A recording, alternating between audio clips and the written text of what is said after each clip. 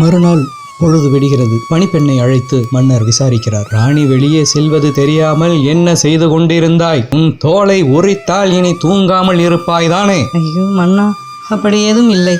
நான் விழிப்பாகத்தான் இருந்தேன். நம் இளவரசையே காப்பாற்றினேன் மன்னா, ராணியிடமிருந்து. என்ன, ராணியிடமிருந்து இளவரசரை காப்பாற்றினாயா? புரியும்படி கூறு. ஆம் மன்னா, நேற்று இரவு நான் குழந்தையை தொட்டியில் இட்டுவிட்டு அருகில் இருந்தேன். திடீரென கண் விழித்த ராணியம்மா குழந்தையை தலைகீழாக காலை பிடித்து தூக்கினார்கள். அப்போது அவர்கள் முகம் பார்க்கவே பயங்கரமாக இருந்தது. கோவை பழம்போல சிவந்து காணப்பட்டது. பற்களை நறுநறுவென்று கடித்து கொண்டிருந்தார்கள். நான் ஒரு நொடி கூட தாமதிக்காமல் ராணியிடமிருந்து குழந்தையை பிடுங்கிக் கொண்டு வேறு அறையினுள் சென்று பூட்டிக் கொண்டேன் மன்னா. கதவு வெறு நேரம் தட்டப்பட்டது. என்றாலும் உயிரே போனாலும் விடிந்தால் மட்டுமே திறப்பது என்று எண்ணியபடி உள்ளேயே குழந்தையை காத்து கிடந்தேன் மன்னா.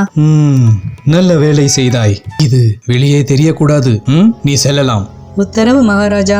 அருகே தளபதி புலிக்கண்ணன் இருக்கிறான். தளபதி புலிக்கண்ணா, கோட்டைக்குள் விசித்திரமான நடவடிக்கைகள் கூடுகிறதே தவிர குறையவில்லை. இரவு நடந்தவற்றை யாரும் வெளியே சொல்லிவிடாமல் பார்த்துக்கொள். ரகசியம் காக்க வேண்டும் புலிக்கண்ணா.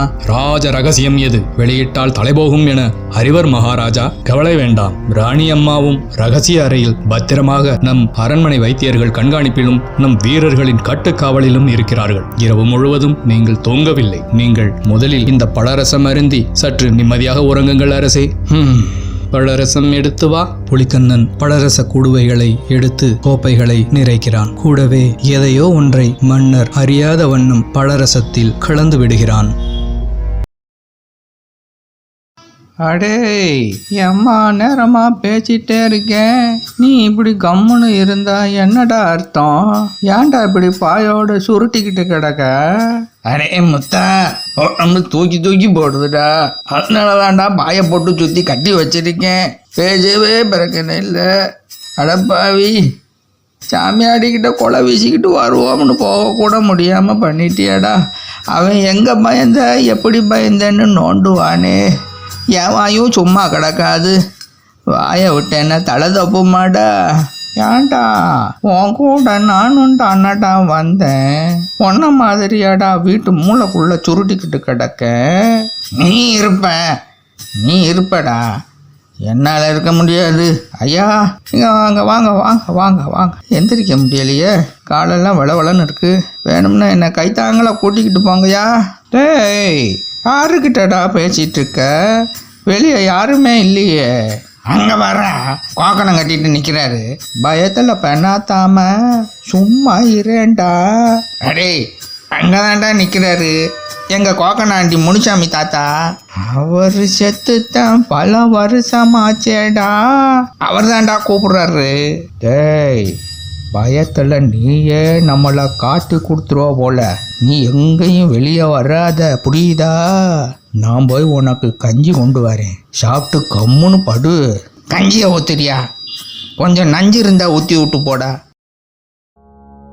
இதனிடையே தளபதி புலிக்கண்ணன் ரகசியமாக மன்னரின் மைத்துனன் ராஜவர்மனை சந்தித்து உரையாடுகிறான். கற்பனைக்கும் எட்டாத திகில் சம்பவங்கள் நிறைய நடக்கிறது. ராஜவர்மரே, என்ன நடக்கிறது என்று ஒன்றும் புரியவில்லை. புலிக்கண்ணா, மந்திரம் கால் என்றால் மதிமுக்காள். அதை பிறகு பார்த்து கொள்ளலாம். மன்னருக்கு உணவில் விஷம் வைக்கச் சொன்ன விஷயம் என்ன ஆயிற்று? ராஜவர்மரே, கச்சிதமாக போய்கொண்டிருக்கிறது. உடனடியாக விஷம் வேலை செய்யாது. அது நாள்படத்தான் வேலை செய்யும். உடனடியாக மன்னர் இறந்தால் நாட்டில் குழப்பம் உண்டாகும். படுத்த படுக்கையாக்கி மெல்ல மெல்லத்தான் நம் காரியம் சாதிக்க வேண்டும். புரிகிறது புலிக்கண்ணா. சீக்கிரம் நான் அரியணை ஏற வேண்டும். அதற்காக என்ன செய்ய வேண்டுமானாலும் தயாராக இருக்கிறேன். சரி, என் அக்காவின் நிலை என்ன? ராணியின் உடல்நிலை தற்போது தேறி வருகிறது ராஜவர்மரே. இருக்கட்டும் இருக்கட்டும். மன்னர் படுத்த படுக்கையாகிவிட்டார். மன்னா, உங்களை இந்த நிலையில் பார்க்க நெஞ்சே வெடித்து விடும் போல் உள்ளது. அமைச்சரே, இது விதி போலும். விதியோ சதியோ நாம் இதை எதிர்கொள்ளத்தான் வேண்டும். நாட்டின் நிலையை நினைத்தால்தான் அச்சமாக உள்ளது. அச்சம் கொள்ள தேவையில்லை மன்னா. நம் இளவரசர் தான் குழந்தையாக இருக்கிறாரே, அவர்தானே வாரிசாக முடியும். அவர் வாலிபனாகும் வரை காபந்து அரசு ராஜவர்மன் பார்த்து கொள்ளலாம். இல்லை அமைச்சரே, இளவரசர் உயிருக்கு ஆபத்து உள்ளது. அமைச்சரவையை உடனே இங்கு கூட்டுங்கள். நான் ஒரு முடிவை எடுத்திருக்கிறேன். மன்னருக்கு அருகில் மிக முக்கியஸ்தர்கள் இருக்கின்றனர். எனக்கு பின் நாடாளும் உரிமை என் மகன் இளவரசன் நரேந்திரனையே சேரும். அவன் குழந்தையாக இருப்பதால் அவனை வளர்க்கும் பொறுப்பை என் மைத்துனன் ராஜவர்மனிடமே ஒப்படைக்கிறேன். ஒருவேளை அவன் உயிருக்கு ஆபத்து ஏற்படுங்கால் மைத்துனருக்கு மரண தண்டனை கொடுக்கப்பட வேண்டும் என்றார் மன்னர். யாரும் இதை எதிர்பார்க்கவில்லை. அப்படியாக எல்லோரும் ஸ்தம்பித்து நிற்கையில் மன்னரின் உயிர் பிரிகிறது. இந்த அறிவிப்பு ராஜவர்மனை மிகுந்த கோபமடையச் செய்தது. மன்னன் பொல்லாதவன், எப்படியோ என்னை பற்றி மோப்பம் பிடித்து விட்டான். அக்காளை கட்டியதோடு எங்கள் நாட்டையும் கையகப்படுத்தி கொண்டான். அவன் புத்தி அப்படித்தான் வேலை செய்யும். யாரையும் நம்பாது. ஆம் ராஜவர்மா, கடைசி வரை கூட இருந்த என்னையே அவர் நம்பவில்லை என்றுதான் சொல்ல வேண்டும். அதனால் என்ன, இதற்கும் ஒரு வழி உண்டு ராஜவர்மரே. என்ன வழி அமைச்சரே? நல்ல வேளையாக ஒரு பிள்ளையை அரசனே அழித்து விட்டார். இருக்கும் இந்த இளவரசர் உயிருக்குத்தானே ஆபத்து வரக்கூடாது. இளவரசன் உயிரோடு இருக்க வேண்டும். ஆனால் உயிர் மட்டுமே இருக்க வேண்டும். உயிருள்ள ஜடமாய் செய்து விட்டாள்.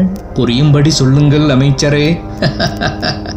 அதாவது மூலிகை விஷத்தால் இளவரசனின் மூளையை முடமாக்கி விட்டால் போதும். அவனால் எதுவும் செய்ய முடியாது. தண்டனையில் இருந்தும் நீங்கள் தப்பிவிடலாம். ராஜ்யமும் உங்களுக்குத்தான். ஆஹா, சபாஷ் சபாஷ் மதிவாணரே, உங்கள் மூளையே மூளை.